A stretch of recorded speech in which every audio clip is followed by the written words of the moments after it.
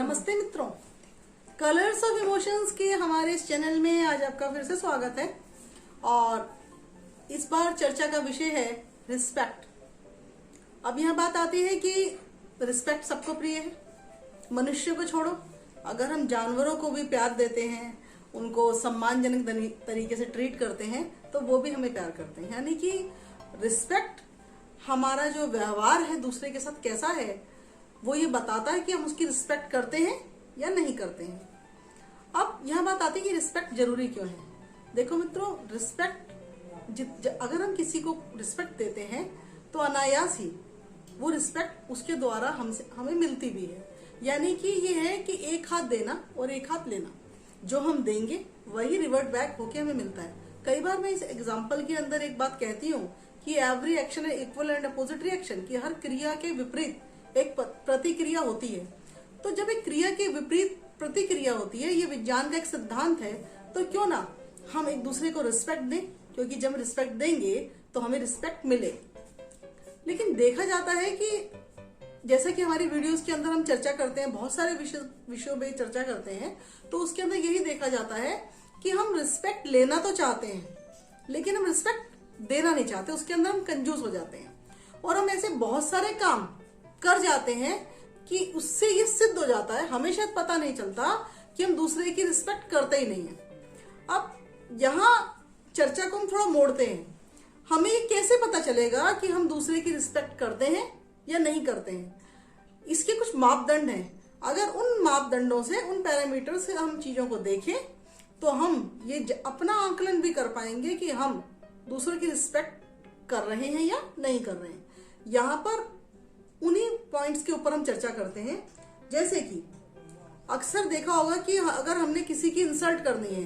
तो हम ये परवाह नहीं करते कि हम कहाँ पे हैं। दोस्तों के सामने, रिश्तेदारों के सामने, अपनी पत्नी या अपने पार्टनर को अपशब्द बोलना, उसे डांट देना, ऊंची आवाज में बात करना भी एक डिसरिस्पेक्ट करने का तरीका है। दूसरा, अपनी बातों को दूसरे के साथ शेयर ना करना। यहाँ जो रिस्पेक्ट की बात आ रही है, ये बेसिकली फैमिली में ही है, क्योंकि मेरा जो कलर ऑफ इमोशंस के अंदर जो चैनल है, ये ज्यादातर हमारे इमोशंस के रंगों को डील करता है, उसके विषय में बातें करता है। तो यहाँ फिर से परिवार आ जाता है। परिवार जब आता है तो बातें आती है कि हम एक दूसरे के प्रति कैसा अनुभव करते हैं। पति ने पत्नी को या पत्नी ने पति को सरेआम लोगों के सामने, अपनी मित्र मंडली में, किसी पार्टी के अंदर अपशब्द बोल दिए, यानी कि उनके मन में एक दूसरे के प्रति रिस्पेक्ट ही नहीं है। तभी वो ऐसा कर पाए, क्योंकि जब हम किसी की रिस्पेक्ट करते हैं तो कभी भी उसकी बेइज्जती करना नहीं चाहते हैं। दूसरी बात, मेरे मन में मेरे परिवार से रिलेटेड किसी विषय को लेकर कोई विचार आया, लेकिन मैंने उस विचार को अपने पार्टनर को नहीं बताया, बल्कि उस विचार का डिस्कशन अपने किसी फ्रेंड से किया और उससे उस बारे में सॉल्यूशन मांगा, जबकि पहला अधिकार मेरे पार्टनर का था, मेरे पति। तो इस प्रकार अपने परिवार की समस्या को अपने पार्टनर से डिस्कस ना करके अपने फ्रेंड से डिस्कस करना, मित्र से डिस्कस करना और उससे उसके लिए ओपिनियन लेना, अपने पार्टनर की डिसरिस्पेक्ट करना ही है। क्योंकि आपका जो मित्र जिससे आप सुझाव ले रहे हैं, वो भी इस चीज को भांप पा रहा है कि ये सुझाव तो आपको अपने पार्टनर से लेना चाहिए था, लेकिन उससे आप चर्चा नहीं कर रहे हैं, बल्कि उससे चर्चा करने की बजाय आप अपने फ्रेंड से ही पूछ रहे हैं कि इसके अंदर क्या होना चाहिए। एक अलग बात आती है कि पर्सनल स्पेस, कि आप और आपके पार्टनर के बीच में एक ऐसा पर्सनल स्पेस अनिवार्य है जिसके अंदर आप दोनों की रिलेशनशिप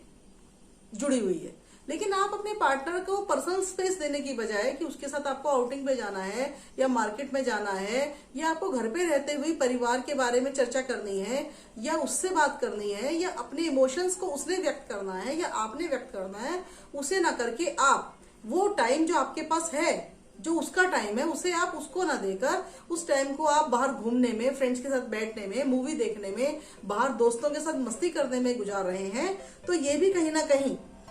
क्या है, अपने पार्टनर को डिसरिस्पेक्ट करने वाला ही एक तरीका है। आप अपने पार्टनर को कहीं पर भी, कहीं भी किसी भी मीटिंग के अंदर, किसी भी समारोह के अंदर, किसी भी मित्र मंडली के अंदर जोर जोर से बोलकर और ये दिखाकर लोगों को कि देखो मेरे घर में मेरी चलती है, मैं अपने पार्टनर को कैसे रखता हूँ,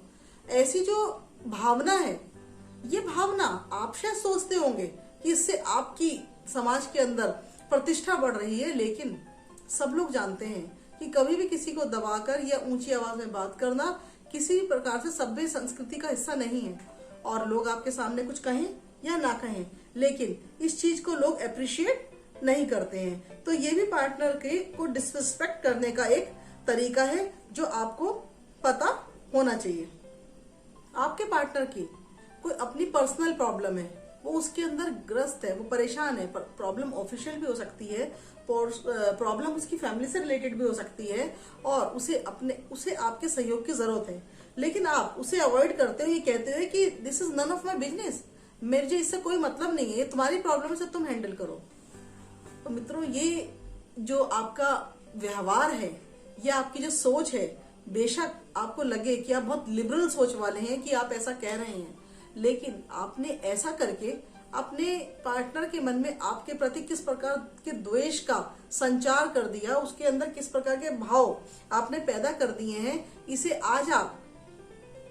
अनुमान लगा पाया नहीं, लेकिन आने वाले उस वक्त जब आपको ऐसी किसी परिस्थिति में उसके सहयोग की आवश्यकता होगी, तो हो सकता है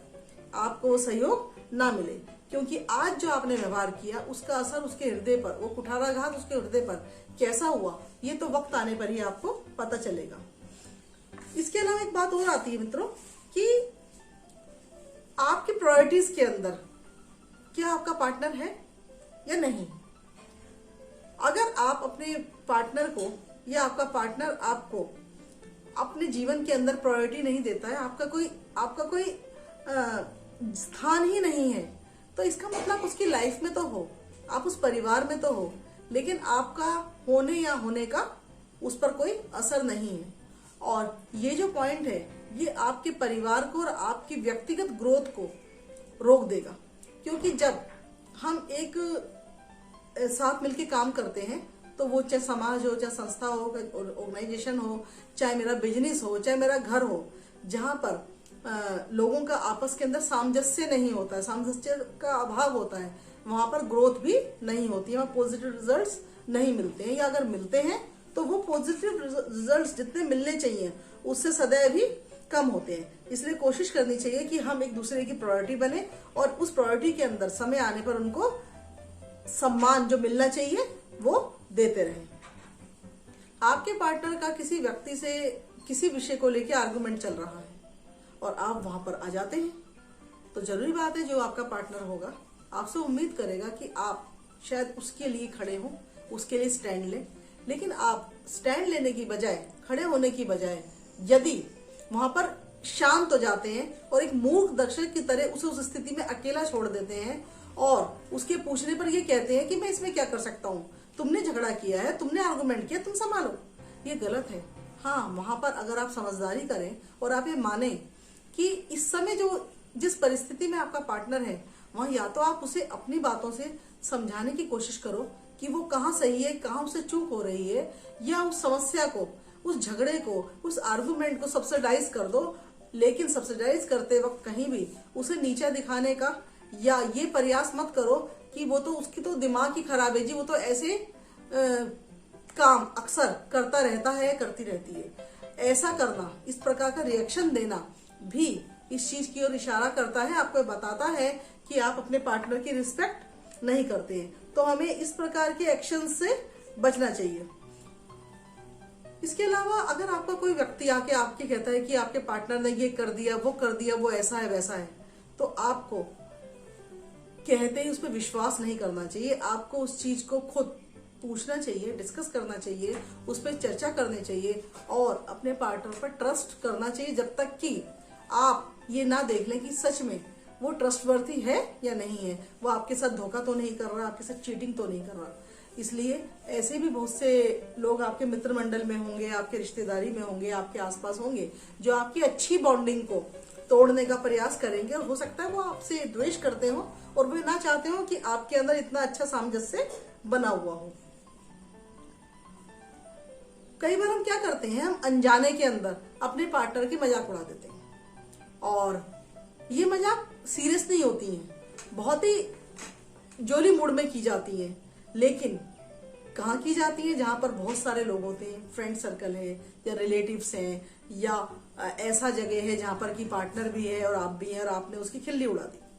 हो सकता है उस समय वो आपको रिएक्शन ना दे, लेकिन जब भी उसे समय मिलेगा वो बात जो उसके हृदय के अंदर आपने चुभो दी, जो आपने मजाक उड़ाई, जो आपने उसको उस परिस्थिति के अंदर अकेला सिद्ध कर दिया, जो आपने उसके माइनस, हो सकता है उसके अंदर कुछ माइनस पॉइंट हो, उसे आपने पब्लिकली जो इश्यू बनाया और उसकी मजाक उड़ाई, वो किस रूप में आपको रिवर्ट बैक होके मिलेगा वो अनुमान आप उस समय नहीं लगा पाएंगे जिस समय ऐसा आपने किया। लेकिन भविष्य के अंदर ये चीज आप पे भारी पड़ सकती है। ऐसा करने पर आपकी रिस्पेक्ट उसके मन से कम हो सकती है। तो इस चीज का ध्यान रखें कि आप ऐसा ना करें। आप कहीं जा रहे हैं और वहां पर आप अपने फ्रेंड्स के साथ हैं और आप अपने फ्रेंड्स में इतना मस्त हो जाते हैं कि अपने पार्टनर की परवाह नहीं करते कि वो क्या कर रहा है, क्या नहीं कर रहा, उसने क्या किया, बल्कि आप अपने फ्रेंड्स के बीच में ही रहते हैं और आपका पार्टनर अलग से अकेला अकेला रहता है। ऐसा करके इस प्रकार की जो प्रतिक्रिया आप कर रहे हैं वो हो सकता है आपके लिए सामान्य सी बात हो और आप इसके अंदर अपनी शान समझें कि मैं तो अपने पार्टनर की परवाह ही नहीं करता या मैं परवाह नहीं करती हूँ, मैं तो इंडिपेंडेंट हूँ और मैं किसी से डरता नहीं हूँ, मैं वही करता हूँ जो मैं चाहता हूँ। लेकिन ऐसा करके आप अनजाने में कहीं ना कहीं अपने पार्टनर की डिसरिस्पेक्ट कर रहे हैं और हो सकता है कि ये आपको बड़ी कॉमन सी बात लगे, लेकिन दूसरे के लिए इस बात से उसे कितनी पीड़ा पहुंची है इसका अनुमान अभी लगाना आपके लिए पॉसिबल नहीं है। वो तभी लगा पाएंगे जब वक्त आएगा। कई बार हम क्या करते हैं कि हम चीजों के अंदर दो विषय उठे, हमने अपना अपना विषय उठाया, मैंने भी और मेरे पार्टनर ने भी, लेकिन वो दोनों विषय विपरीत हैं। तो उसका उपाय यह है कि हम मिलके उसके अंदर बीच का रास्ता अपनाएं और दोनों अपनी अपनी बातों को लेते हुए उसके कंक्लूजन तक पहुंचे, लेकिन कंप्रोमाइज की प्रवृत्ति ना रखते हुए, उसके अंदर अपनी डोमिनेंसी दिखाते हुए, अपने ईगो को इश्यू बनाते हुए हम जब ये चाहते हैं कि जो मुझे सही लग रहा है मैं वही करूंगा, या आपका पार्टनर चाहता है कि जो मुझे सही लगेगा वो मैं करूंगा, ये भी एक इस चीज का प्रमाण है कि आप लोग दोनों एक दूसरे की रिस्पेक्ट नहीं करते हैं। और मित्रों, फैमिली के अंदर जब फैमिली के बड़े ही एक दूसरे की रिस्पेक्ट नहीं करेंगे तो क्या होगा? तो आपके जो आगे जनरेशन्स हैं या आपके फैमिली के और मेंबर्स हैं वो भी आप लोगों की रिस्पेक्ट नहीं करेंगे। और इसके साथ साथ एक चीज और भी है कि कई बार आपका पार्टनर की फिजिकल जो आउटलुक है वो ऐसी है कि वो बड़ी फनी है, या वो मोटा हो गया है, या उसकी शेप खराब हो गई है, उसने कुछ ऐसे कपड़े पहन लिए जो उसे सूट नहीं कर रहे हैं, और आप पर्सनली उसे ये बात ना कह के पब्लिकली इन चीजों के ऊपर अगर टॉन्ट मारते हो या उसके ऊपर मजाक उड़ाते हो, तो ये भी इस प्रकार इसका इंडिकेशन है कि आप उसकी रिस्पेक्ट नहीं करते। और अगर आप अपनी फैमिली में अपने पार्टनर के साथ रूड व्यवहार करते हैं, उसके साथ एक सॉफ्ट ट्रीटमेंट नहीं करते हैं और इसके अंदर अपना वो समझते हैं कि मैं काफी बोल्ड व्यक्ति हूं, तो ये भी इस चीज का प्रमाण है कि आप रिस्पेक्ट नहीं करते हैं। और आपको अपने आचरण के ऊपर ध्यान देना चाहिए और अपनी इस प्रकार की टेंडेंसी जो है, जो प्रवृत्ति है, उसको सुधार में लाने की कोशिश करनी चाहिए। तो मित्रों, ऐसी बहुत सारी बातें आज हमने आपसे डिस्कस की और ऐसी बातों के अंदर ऐसे बहुत सारे पॉइंट्स हैं जो अगर मैं कई घंटों तक भी आपसे चर्चा करती रहूं तो उसके ऊपर हम लगातार चर्चा जारी रख सकते हैं। लेकिन अब मेरी जो बॉल है वो आपके पाले में है। अब आपने देखना है कि जिन जिन पॉइंट्स के ऊपर हमने चर्चा की है, जिन विचार बिंदुओं पे हमने चर्चा की है, क्या आपके जीवन के अंदर वो चीज आप भी तो नहीं करते हैं या आपका पार्टनर भी तो नहीं करता है। अगर ये चीज किसी के द्वारा भी हो रही है तो हमें अपना अपना आकलन करके उनको रोकना चाहिए और ये प्रयास करना चाहिए कि हम इन चीजों को रोकें और अपने प्रगति के रास्ते पर आगे बढ़े। और कमेंट बॉक्स में इस विषय में आपका क्या ओपिनियन है, आप क्या सोचते हैं, आप क्या मानते हैं, इसके लिए मैं आपको फिर से आपसे प्रयास करूंगी, आपसे रिक्वेस्ट करूंगी कि कमेंट बॉक्स में आप अपना ओपिनियन जरूर बताएं और मेरी इन वीडियोस को शेयर, सब्सक्राइब जरूर करें और अगले विषय के साथ आपसे फिर मिलेंगे इस उम्मीद के साथ कि अगर किसी विषय पर आप कोई जानकारी आपस में शेयर करना चाहते हैं तो मुझे कमेंट बॉक्स में जरूर लिखिए। इसी के साथ लेती हूँ मैं विदा।